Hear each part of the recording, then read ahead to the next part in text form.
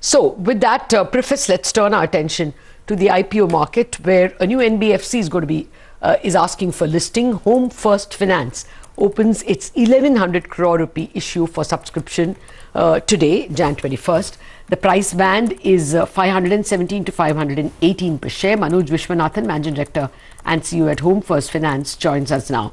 Good morning, Manoj. Thank you very much indeed for joining us. IPOs have been greeted with garlands and roses.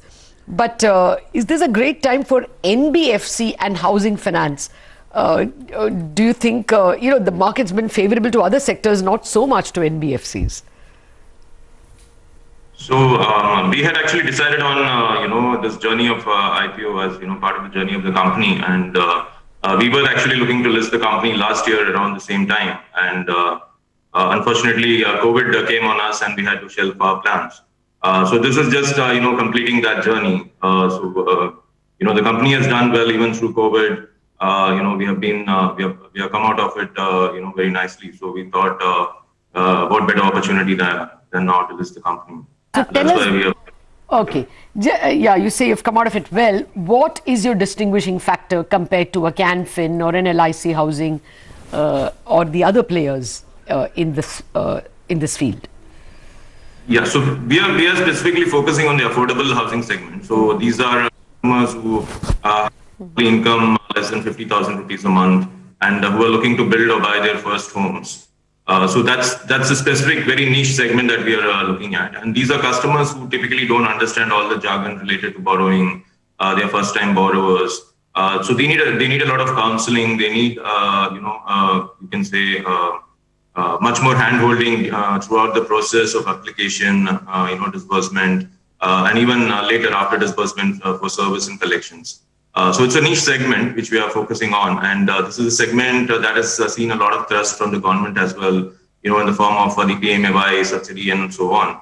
And I think as the country is industrializing and getting urbanized, there are more and more customers looking out for their first homes. So that's the segment we are in, and so that's what is different about us compared to some of these other players who focus more on the mid and prime segments.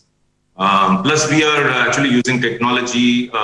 Since the inception of the company, we are using technology to make lives of the customer easier, make our own processes smoother, and Sure. it's a digital mortgage company. Okay. Perhaps this is a good time to be coming into the market because, this whole first-time home buyer space has picked up quite a bit of ground, especially in this post-COVID era where people are spending more time at home. Can you give us some growth rates across your segments, whether it's housing loans, loan against property, developer loans? What kind of sustainable growth rates do you think you can eke out over the next couple of years? So we have been growing at a decent pace. So you can say we've been growing at about between 30 to 50%, over the last few years. And but of course that's on a lower base. So you can expect reasonable growth from us. If you see our growth over 2020 over 2019, so we grew by about 1,200 crores. So that's the kind of you can say disbursement capacity that we have already set up. And so that is at a bare minimum, that kind of disbursement is likely to happen in the next couple of years as well. Okay. Well, I just wanted to ask you, Aavas, which you could say is a similar category, home financer, has been rated AA-. You get an A+ from CARE rating, and even ICRA, I think. So what's their worry? Why are you rated slightly lower? So if you see our rating, we got our rating, a couple of years ago, okay. the A+ rating, and even if you see Aavas's journey, they got rated AA- post listing. Okay. So I think listing is an important consideration for the rating agencies, and it builds credibility in their minds as well. So we are, I think not far behind in terms of getting an upgrade. And over the last few years, the environment has also been not conducive for rating agencies to give an upgrade.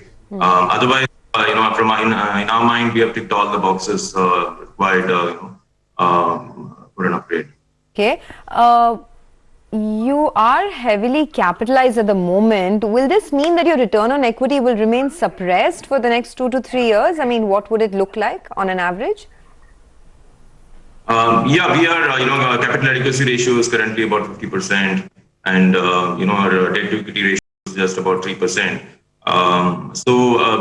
The way we are looking at it is that, we want to remain prudent in an uncertain environment, and which is the reason we are also raising a substantial amount of capital in this, primary issue.